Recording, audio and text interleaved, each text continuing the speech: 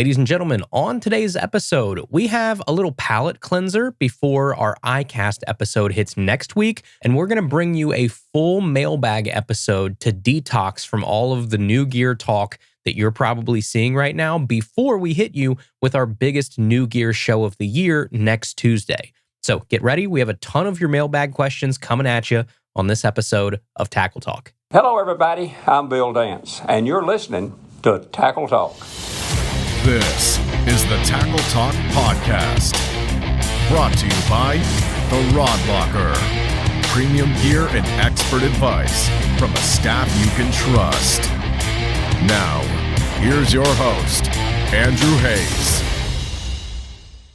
Hey everybody, welcome back to the Tackle Talk Podcast. I appreciate you joining us today. Before we jump into today's episode, we do have to give a big shout out to the boys that make this entire podcast possible, and that would be the great folks over at The Rod Locker. The Rod Locker is located in Evansville, Indiana, and they have an awesome brick and mortar showroom over there. If you live anywhere near Evansville, it is worth the drive to go check out my favorite small tackle shop that I've ever been to, that I've ever worked with or been a part of or got to visit. They just have such a great mix of the big name brands that you want, but also some like cool smaller things. They have, again, a nice mix of like USA versus JDM gear. They have an awesome selection of rods and reels from Abu Garcia, Daiwa, Fenwick, Shimano, G. Loomis, you name it. They've got everything over there, but they also have an awesome selection of used gear as well. You get some really screaming deals if you shop their used gear section often, which is why I'm always checking it, and I'm probably looking at it, 3 or 4 times a week just to see what's popping up on there. So their used gear page over at rodlocker.com is worth checking out just itself. But if you enjoy buying your fishing gear from a great family-owned Midwestern tackle shop that actually cares about you and has great pricing, great sales. They have an awesome loyalty program, whether you do the free version or whether you upgrade to the Rod Locker Platinum, which is what I do. So you get free shipping with no minimums on every single order. You get extra money back on every order you make. It pays for itself within the first purchase or two. So I always do that every single year. And there's just a ton of reasons why the Rod Locker is my favorite tackle shop. And I always look there first for anything that I'm going to buy for my fishing needs. So you can go check them out over at www.rodlocker.com. And as always, you can use our coupon code to save you even more money on your order by entering code TackleTalkJuly. All one word, TackleTalkJuly. Gets you an extra 5% off your entire order. It's sales stackable. Make sure to use that at checkout. That helps them know that we sent you there, but then also saves you some money on the back end. So it's a win-win for everybody. So again, that is www.rodlocker.com and code TackleTalkJuly. All right, everybody. First things first here on the show today. Holy moly, do I have to say a giant thank you to all of you, the listeners of this show. And I am probably on the verge of getting sappy here, so I'll try not to do that. But I mentioned the last 2 weeks that we would be dropping hats on the website last Tuesday, and you guys sold out those hats in under 12 hours. Poof, gone. Every single hat that I ordered sold. I was honestly speechless. I saw a third of the hats that I had ordered sold out in under 4 minutes. That is insane. You guys are incredible. I cannot put it into words how cool that was to watch and how thankful I am for all of you that listen to this show. You guys, ride or die listeners, are awesome.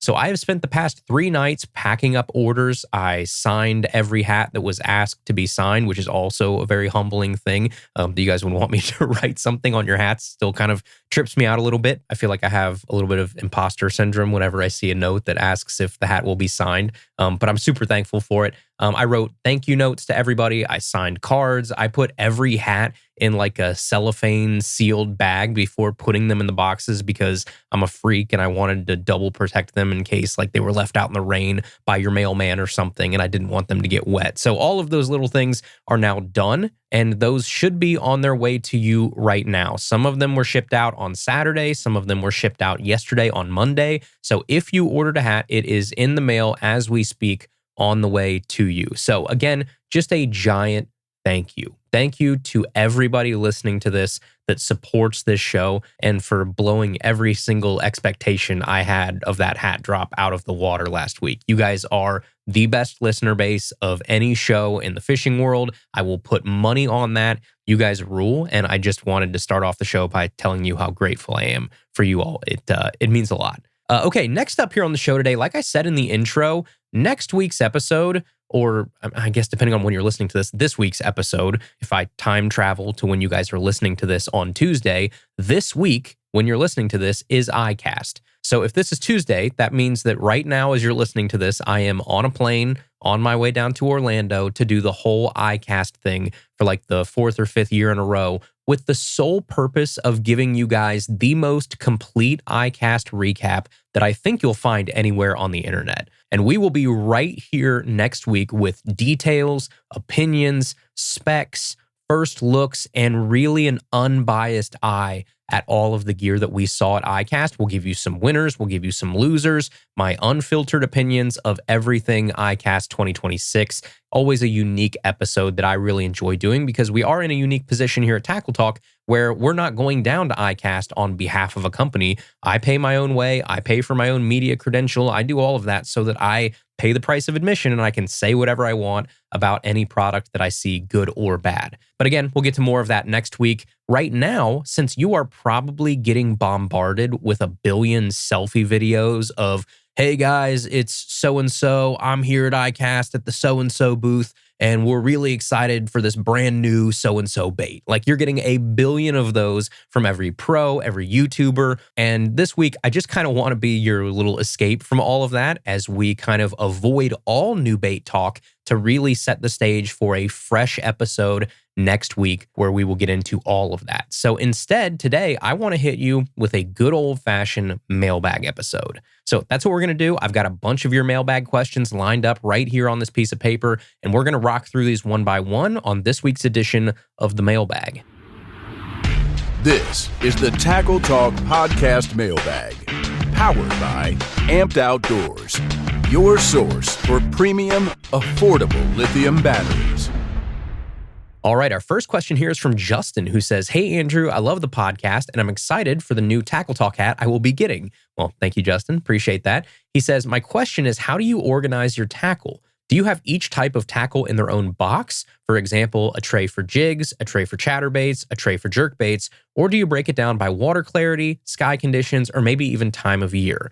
I want to become more efficient in how and what I bring, regardless of whether it's from the bank or the kayak. Thanks again, Justin. Well, hey, Justin, thank you for writing in and for starting us off on this mailbag episode. Yeah, I've talked about it in the past. I'm not really a huge organization guy. I wish I was. Now, I will say, I think I have gotten a lot better with my tackle organization over the past probably year or so. I'm still terrible, not perfect by any means, but if I was like a 1 out of 10 before, I'm probably a 3 or 4 out of 10 now. So it's at least somewhat respectable, maybe, but it all started when I got a kayak crate. I used a milk crate for a little bit, and then I sacked up and I bought a black pack from Yak Attack. And that helped me a lot because now I have a full crate that I can just keep set up and organized at all times. And I just take it with me without even thinking about it versus repacking every time in my old tackle bag and trying to figure out, okay, what am I taking today? I can just have a system that lives on its own and I can grab on my way out the door no matter what. That has helped me a ton. So right now, what I do is I run like 5 or 6 Flambeau 5007 boxes, and then I run 1 KVD speed bag, all in that like 13 by 13 black pack. So my 6 Flambeau boxes that I have are 1 for terminal, jig heads, hooks, weights, swim bait heads, Ned heads, jigs, again, all that sort of terminal and weighted jig type stuff that you could have. All of that is in 1 box. And then I have another box for top waters. I have another box for crankbaits and some other kind of off hard baits, so liplesses and stuff like that. Then I have 1 box for jerk baits. I have 1 box for glide baits. And then I have 1 box for chatterbaits and spinner baits. So that's pretty much it. Now, there are some random things that I've thrown in a few of those because I don't have enough of them to need a full box of them. But those are my 6 boxes. And then the kind of problem or the conundrum there is I can only fit 5 of those 6 boxes in my black pack because I have the smaller one. And usually what I will do is I will just pick one of those that does not apply to the time that I'm going to be out on the water that day. So usually for me, the trade-off is either I'm leaving at home my top water box or I'm leaving home my jerkbait box. That seems to be how I am. Sometimes I'll leave home like my crankbait or hardbait box too, but usually it's like kind of those three that rotate in and out, which one will be left at home. So like top water in the warmer times of year, I'm taking that box for sure. In the colder times of year, I'm taking the jerkbait box for sure. In the spring, I'm taking the crankbait box for sure.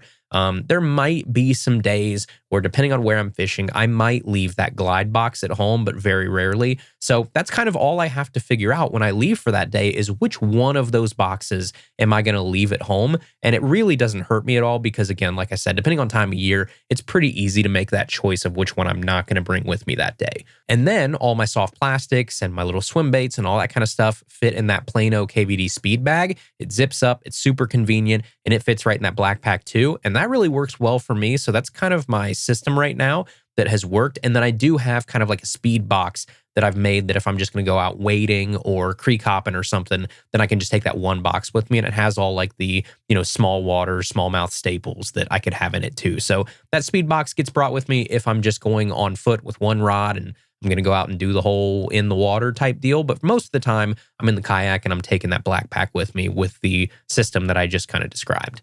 All right, the next question here is from Tommy, who says, "Hi, Andrew. My dad and I love the podcast and listen to it every week while we exercise.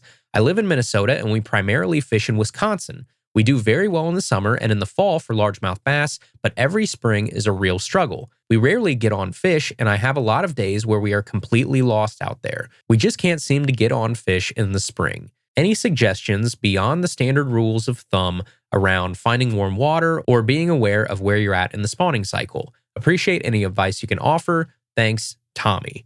Yeah, Tommy. So there are a couple things you can try, I guess. I would say one tip would be to match your speed to the water temp.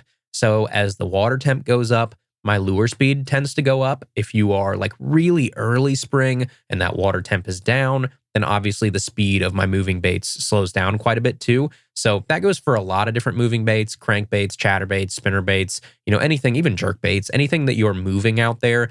I usually kind of dictate the cadence or the speed I'm working that bait at with how warm or cold the water temp is. I'll also reach for different moving or type moving baits, I guess, depending on how warm that water is too in that spring cycle. So the warmer the water gets, the wider I will let my baits wobble. And then the cooler the water is, that means I want a tighter wobble. So in colder water, like really early spring, I'm throwing a lot of flat side crankbaits, little frit sides and stuff like that. I'm throwing blade baits, I'm throwing lipless crankbaits and rattle traps, everything with a really tight range of motion. And then as the water warms up, then I break out the traditional cranks, the square bills, the chatterbaits, because to think about a chatterbait, it's kind of interesting. Yes, it has a really fast back and forth. So you could say, hey, that's, a pretty tight wobble of that blade. Yes, but you got to think of the way a chatterbait moves. The kind of magic of a chatterbait is that it hunts. And that's a very fancy way of saying it's kind of erratic in its motion, and that can be a good thing. So with a good chatterbait, like you go out and you splurge on a jackhammer, it does hunt a little bit more. So it will go a little bit more side to side. It'll bang off things a little bit more erratically. It just has that ability to kind of go back and forth and really bounce and bing bong, really kind of like a pinball machine almost around whatever you're throwing it around. So I will actually save a chatterbait until that water gets just a tad bit warmer, when I know a lot of people do throw it pretty early on, but just me, I wait a little bit. And then you mentioned like knowing where you're at in the spawning cycle, and that is true, but your best bet is to sort of find the route that those fish take during the spring. So, they move from pre-spawn to post-spawn. A lot of times those fish make the same general movements every year, where they come from, where they go, and then where they leave to after spawn. And a lot of people just think that those fish go post-spawn somewhere very similar to where they were coming from pre-spawn. That's just not always the case. So they often don't just come from their winter holes, slide up to a flat, spawn, and then slide right back down to that winter hole. They usually go somewhere else, I feel like. It's almost like a recovery or a staging area post-spawn, where there's sort of a new area that you have to find. So a lot of times for me,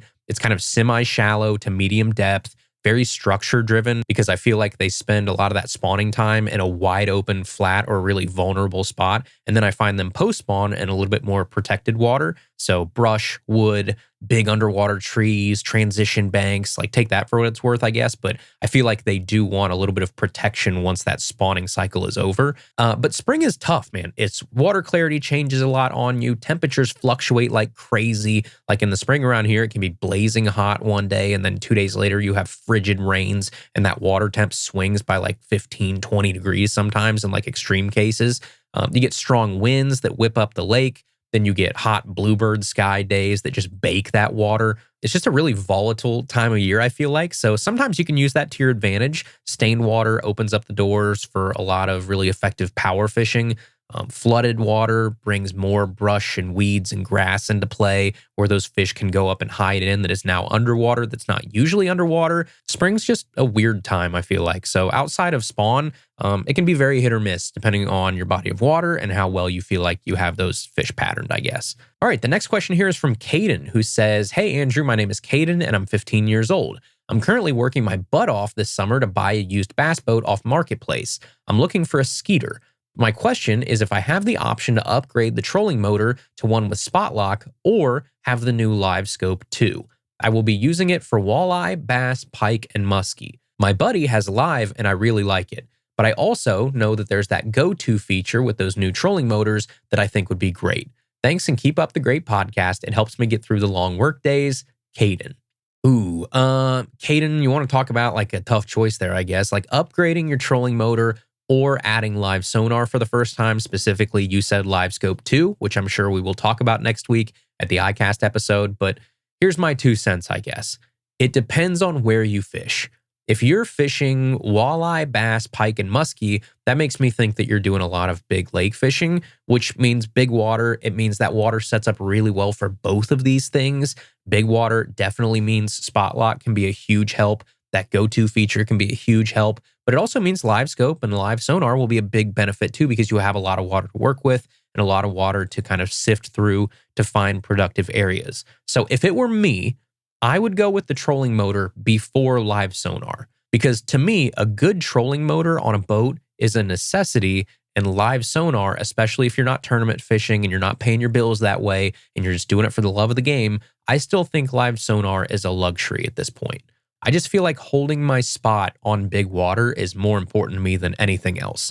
And then there's also the purist in me that says if you're targeting like pike and muskie especially, resist the urge to go full live sonar on them. Because bass and walleye, sure, that's fine. But man, when you want to talk about using live sonar for muskie, it feels icky. I just don't like it. Have I used it? Yes. Do I feel good about using it? No, I don't. Muskie are so big, they're so easy to find with live sonar that even if you think live sonar is totally fine for bass and crappie and all of that, it does feel a little less sporting and a little kind of lame for muskie. Muskie are still sort of like sacred to me. They're completely different beasts. They're so fun. They're so challenging. They're so quirky. And I just have a lot of respect for them. And I don't love the idea of chasing them around with forward-facing or perspective mode on live sonar. So again, I'm not saying that I haven't used it, because I have, but take it from someone who's caught muskie both ways.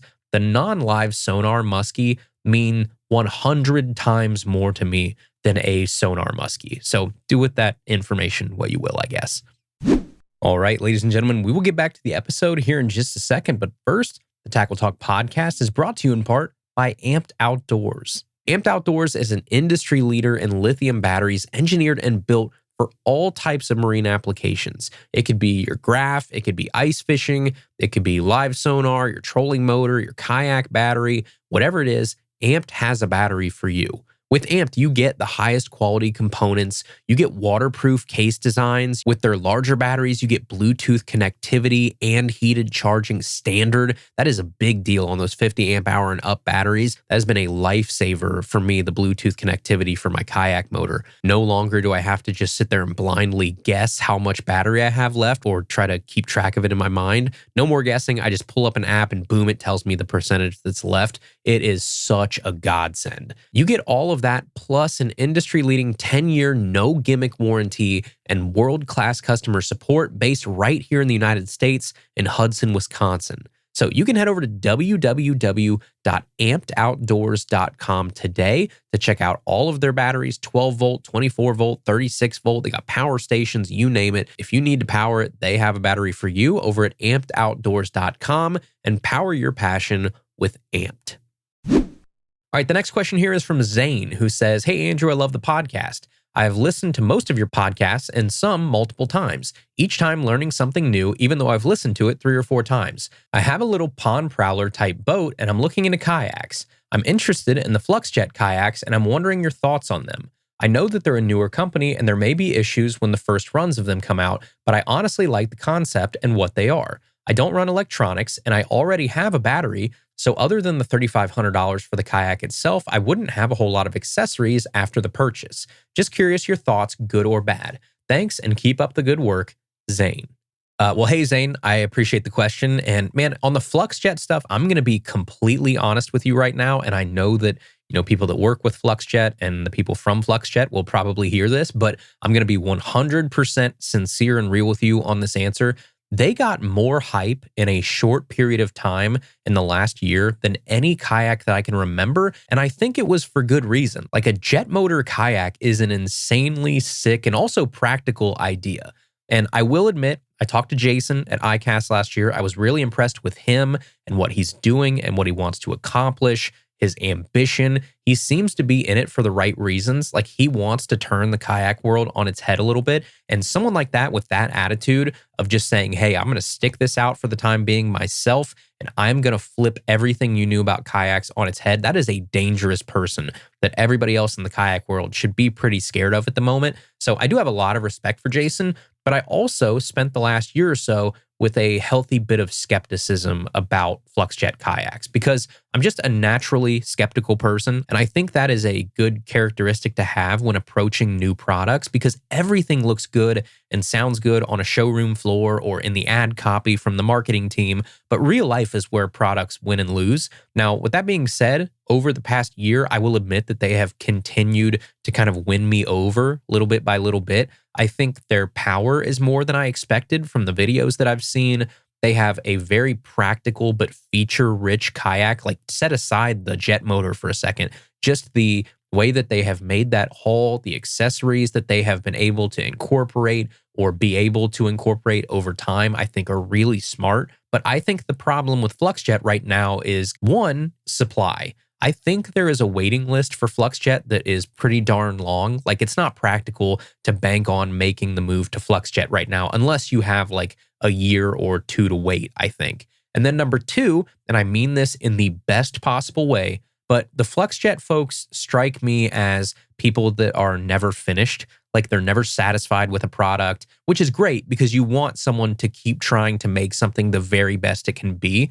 But that also means that sometimes with a new product that has someone at the helm that is hungry for change and improvement in their product constantly, is that it's oftentimes worth waiting a year or 2 for them to continuously add and sort of perfect their design before you as the consumer actually jump 2 feet first and buy it.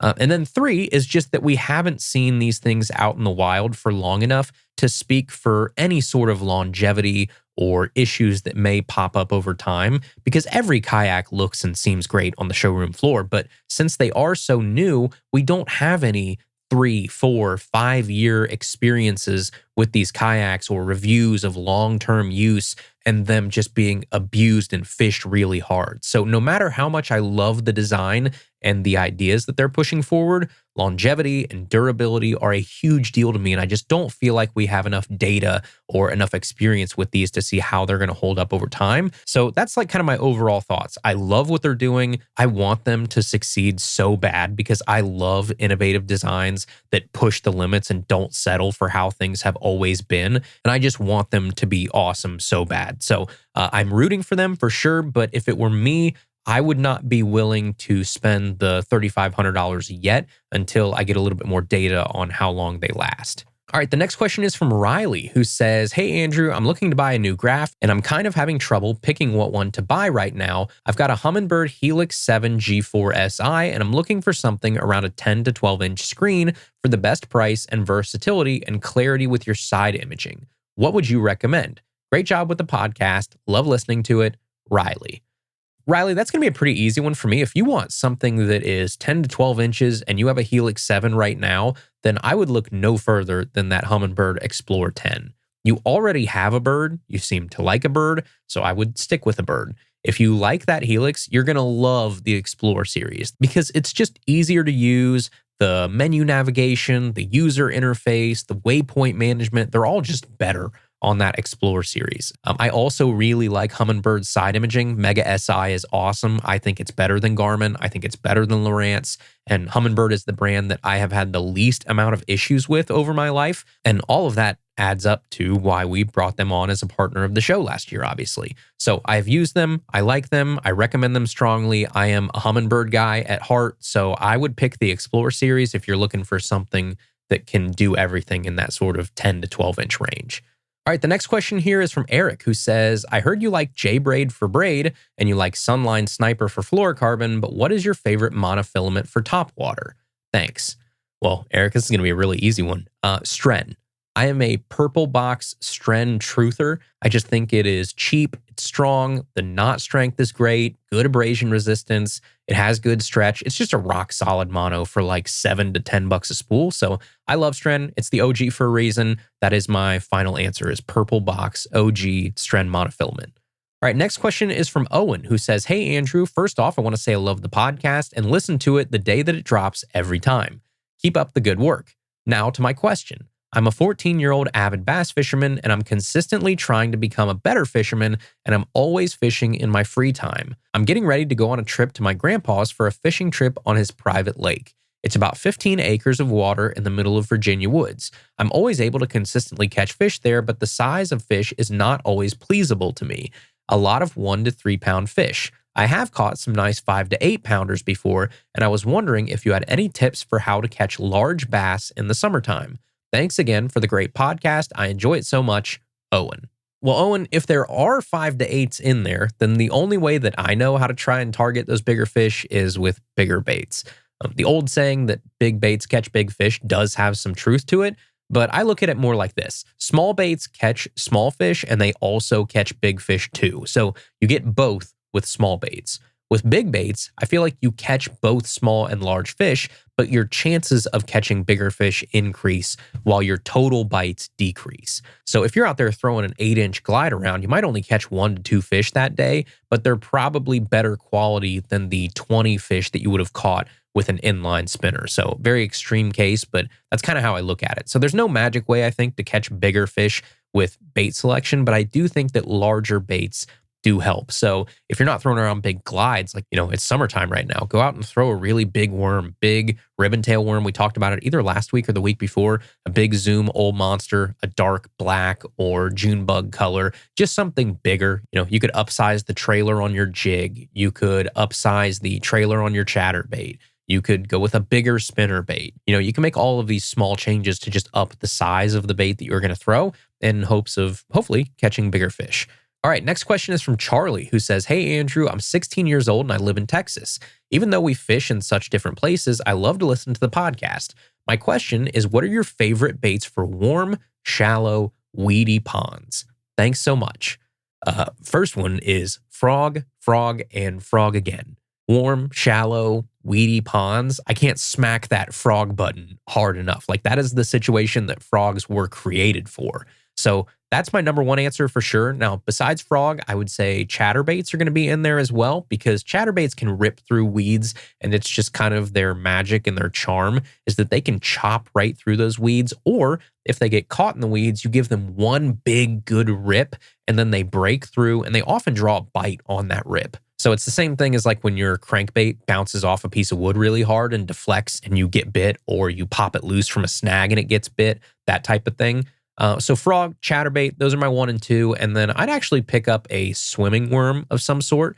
So like a Zoom Ultra Vibe speed worm, because that's a worm, if you can just Texas rig it, you can pull it through almost anything. Like, it's my favorite thing to throw if I go down south to Florida or something. Speed worms and weeds just go together like peanut butter and jelly. So those are my 3 picks: frog, chatterbait, speed worm.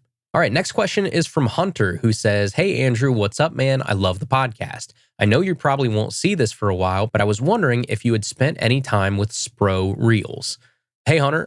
Thanks for writing in, and good question on SPRO reels. I feel like it's something we don't talk about very often. With SPRO, I feel like it depends on the reel.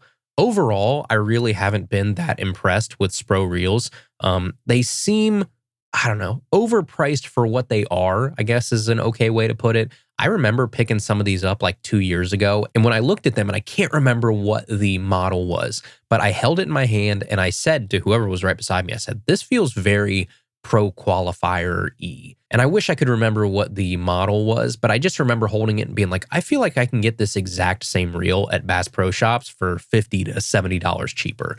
So I also don't like the handles because I hate that sort of wind grip type material, and they use that, a lot of that big, bulky, textured rubber on their handles, which I don't like. Just not my cup of tea. But I will say that there are a couple of their big bait reels that are at least intriguing. The big 300 size swim bait reel that they made with KGB is interesting. The Dean Rojas reel for frogging is interesting. Those are at least two people, Kevin from KGB for glide baits and swim baits, and Dean Rojas for frogging, that I would trust their opinion on what makes a good specialized reel for those applications. So that's something. But I don't know. I'm not saying that they're good or bad. They're just not my style, and I feel like they're a little overpriced. All right, everybody, we'll get back to the episode here in just a second. But first, the Tackle Talk podcast is brought to you in part by Humminbird. And today, we are shining the spotlight on Humminbird's Mega Live 2. Now, Humminbird Mega Live 2 live sonar delivers a real-time view with unmatched clarity and detail, giving you, the angler, an instant look beneath the surface to inform every cast. More information means better decision-making. It means more high-target casts, more precise casts, and that's the efficiency boost that Mega Live 2 can give you. You get instant insight into what's going on beneath the surface so you can find fish and structure. I mean, everybody always wants to talk about seeing fish on live sonar, and sure, that can be a part of it, but I love using live sonar to just get a better look at what structure, depth, and features I'm dealing with at any given time. With Mega Live 2, you can clearly see every detail so you can be more confident in how you fish every cast, any condition. And with easy mounting and all-season capability, Mega Live 2 fits into however you like to fish. For more information, you can head over to www.humminbird.com. Humminbird Mega Live 2. Next-gen clarity, next-level fun. The Tackle Talk podcast is also brought to you in part by Minn Kota. And every Minn Kota trolling motor is built to help get you to fish and keep you there so you can focus on what matters most, actually fishing. Holding a spot, navigating contour lines, fighting the wind, Minn Kota can make all of that a breeze with state-of-the-art features and tech. Minn Kota trolling motors are easy to command and deliver season after season dependability. With Minn Kota, unmatched performance, effortless control, and confidence all come standard with every single model. For more information, you can head over to www.minnkotamotors.com. That is minnkotamotors.com. Minn Kota, built to fish. The next question is from Ethan, who says, hello, a quick question about chatterbaits and spinnerbaits.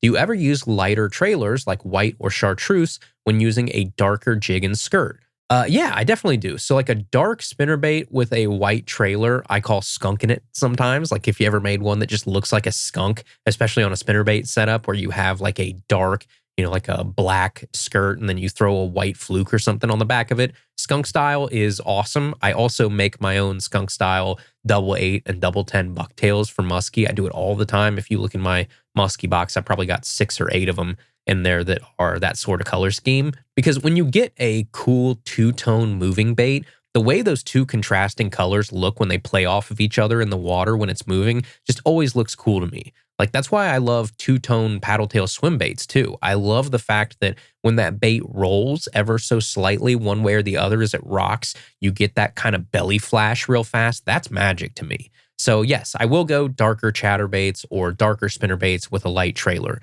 I throw a lot of green pumpkin chatterbaits with like a gizzard shad style trailer on them. So same sort of look and feel there. And then I also throw black and blue chatterbaits with like a chartreuse trailer a lot. So again, that dark main bait, light trailer. I'm not saying that I do it all the time because I do like to match my baits and trailers too. But yeah, I definitely do it. I definitely will lean into that contrast of main bait and trailer every once in a while. All right, next question is from Vinny, who says, "Hey, Andrew, love the podcast. I've been listening for a couple years and listening to the current episodes weekly, as well as I started back from the beginning, and now I'm about to 2023. If you could go fishing with anyone specifically to learn, who would it be, and what would you be most interested in learning?" Oh man. First off, I guess before I answer the question, it always makes me cringe to think about people going back and listening to, Tackle Talk from the beginning, because I'm sure some of those episodes are rough to listen to. My recording gear has changed a few times over the years. I've gotten better, I feel like, with cutting out my filler words and stuff. So God bless you if you go back and listen from the beginning, because I couldn't do it. I feel like my ears would bleed. And I also hate the sound of my voice anyway, but especially if I went back like 7 or 8 years and tried to listen to myself talk. So thank you for your service and listening to 8 years ago, Andrew, and powering through that. But to your question, that's a tough question. Who would you go fishing with to learn from if you could? I think there's a few ways you could go with that. I think one way would be to learn from someone who's really good with electronics, because I'll be honest, I'm pretty average with the newer fishing tech. Like, I do know how to scope. I'm decent, but I'm not nearly as good or as proficient as some of these guys that are out there now. Like, they're doing a whole different thing with their electronics than I know how to do. So I would love to go out and pick one of their brains on tactics and settings and just how to use it more efficiently. I think Drew Gill would fit that mold really well. It'd be really fun to go out and learn from Drew and just see what he does with his electronics. Drew's on a whole nother level with his gear and technology and his approach to how he uses it. But you could also go a bunch of other different routes. You could go like John Cox would be really fun to watch him just pick apart ultra shallow stuff. And John's also a great time, so that would be a fun day. I'd love to watch Talk work a chatterbait up close for a whole day. That would be fun. An easy answer, if you could go back any time in history, would be Aaron Martens, because Aaron, by all accounts, was like a maniac when it came to his gear and modifications and just obsessing over the smallest little differences. And I would have loved to been a fly on the wall and watched him for a full day. And then other things, like I think Denny Brower would be really fun to go fish with Denny and just watch him fish a jig. I think that would be a treat. So there are so many, but I think those would be some of my big ones. So current day, I think you would either go the route of like watching someone that's good with tech, like Drew, or watching one of the old school goats just on a certain technique, like Denny with a jig. All right, and the last question here is from Trip, who says, "Hey Andrew, thank you for your show and for making my Tuesdays a little brighter. I'm looking and thinking about getting a pair of kayaks for my soon-to-be 11-year-old son and myself.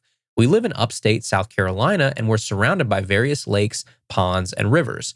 We're both avid anglers, and even at 11, he can hang physically with adults when it comes to the outdoors-related challenges. I do own 2 small boats. One is a small John boat propelled by a trolling motor," and then in parentheses, he put a Minn Kota, thanks to you hyping them up. "And then the other is a small outboard-powered boat. So we do have boat options. Could you break down really quick what I need to look for in beginner kayaks? It would help to break it down into a Mount Rushmore of sorts of the top 4 things to look for. Also, dude, update the store. I lost my Boston Red Sox hat fishing in the Everglades a few weeks ago. I do not support many brands, so I'm not paying for the hats at my local fishing supply shops, and I'm not giving my beloved Red Sox any more money until their ownership gets their crap together. I saw your hats when I opened up the site, but they were not available for sale. I would have dropped you some money for one. Thanks, Trip." Well, hey, Trip, I guess this question was submitted before the past couple weeks when we did our rounds of hats. So hopefully you were listening the last 2 weeks, and hopefully you were able to snag one of those hats before they sold out. Sorry, I know I'm not the best with keeping merch in stock on the website, but I try and at least announce a week or 2 in advance whenever we do drop something here on the show. And thanks for the Minn Kota shout out too. I guess I appreciate that. Thank you for supporting the great companies that support this show. That means a lot to me too, because again, we don't ask you to buy things or ask you for money very often or any of that type of stuff. Like, we really try and keep this show free, and those great partners like Minn Kota are the people that help keep this show free every week. Now, as far as a Mount Rushmore of what to look for in a beginner kayak, so Mount Rushmore is 4 things. So I would say my 4 characteristics that I would look for in beginner kayaks would be durability, tracking, stability, and overall weight. So those are the 4 things I think I would consider over everything else to start. Durability, because it's a first kayak and the angler is going to make some mistakes. They're probably going to abuse it a little bit because you're new, it happens. And also durability is one of the pitfalls of a lot of cheaper kayaks. So you do want to kind of take that into consideration. You just don't want to buy one of those kayaks that is almost borderline disposable. Now for the second characteristic, I said tracking. Tracking is just going to be so important to the angler's enjoyment of kayak fishing in general. Because if you get a kayak that doesn't track well, it's a chore just to navigate that thing around. Like if you're constantly fighting a poor tracking kayak, it just leads to frustration when you start turning when you don't want to turn, and it's just enough to drive you mad out there on the water. So at its core, a kayak should generally go where you tell it to go, which is why I think tracking is something that you should look for as well. Stability, I would say for a beginner kayak, stability is crucial. It's probably the most crucial thing because when you're dealing with someone that isn't familiar with a kayak and they don't have that sort of innate sixth sense yet to keep their balance at all times, the most basic thing you have to be careful of is tipping or capsizing. And then there's another wrinkle in this, especially if you're a beginner that's going to want to try and stand in that kayak, then you have to find something that you're not worried about that kayak tipping on you at any given time, because you have to be worried about new kayak angler safety first and foremost. And stability is your key characteristic to keep that angler safe as possible. So stability definitely makes my list here. And then the final one is going to be weight. And it's not the weight capacity of the kayak, it's the physical weight of the kayak itself. Because if your son is 11 years old and he's going to be using that kayak a lot, you probably don't want a Hobie Pro Angler 14 that weighs a ton. Like you want a kayak that he can manage, that he can move around or lift on top of a car or in the back of a truck bed or portage pretty easily. You want something, I would say in the like 70 to 80 pound range is a good range to look at for an entry-level kayak, or something that a reasonable person can move around without too much trouble. So those are my picks right there: durability, tracking, stability, and weight. I would consider those 4 things strongly when looking at purchasing your first kayaks. All right, everybody, that is our episode today. Thank you guys so much for tuning in to the Tackle Talk podcast. As I said at the top of the show, next week, Tuesday, is our probably biggest show of the year. It always is. We are going to give you an unfiltered look at ICAST 2026, winners, losers, the best new products, the worst new products, our 100% sincere opinions on everything that we see down in Orlando. So buckle up. It's always a long episode, but it's always a great one. I want you to feel like you were there by the time you stop listening to next week's episode. So get ready. It is a beast of an episode. I will try my best to put as much information as I can in it. It will be multiple hours long, I can guarantee you, but it is the one time of year that there is just way too much information to pack into our normal 30 to 60 second window. So big episode coming at you next week, the ICAST 2026 episode. Until then, you can find me on Instagram and Facebook at Tackle Talk Podcast. You can shoot me an email, tackletalkpodcast@gmail.com. And I will see you right back here next Tuesday for our very special ICAST episode of Tackle Talk. Thank you for listening to the Tackle Talk Podcast. Tackle Talk is produced by Andrew Hayes. Copyright 2019. For more, please subscribe on Apple Podcasts, Spotify, or wherever you listen to podcasts.